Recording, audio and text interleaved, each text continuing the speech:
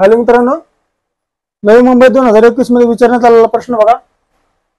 वर्गमुळात 0.0000256 ची किंमत काढा. आपल्याला काय सांगितलं आहे? 256 ची किंमत काढा सांगितलं आहे.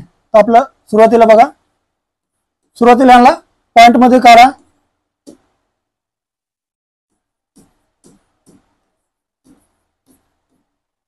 पॉइंटच्या नंतर किती अंक आहेत? पॉइंटच्या नंतर 6 अंक आहेत, म्हणजे 6 शून्य द्या. तर आपलं काय राहिलं आहे? वर्गमुळात 256 भागिले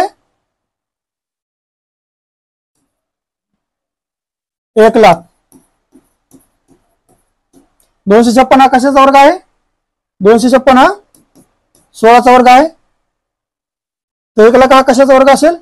1,00,000 हा 1000चा वर्ग असेल. 1000 ने 16 ला भाग द्या.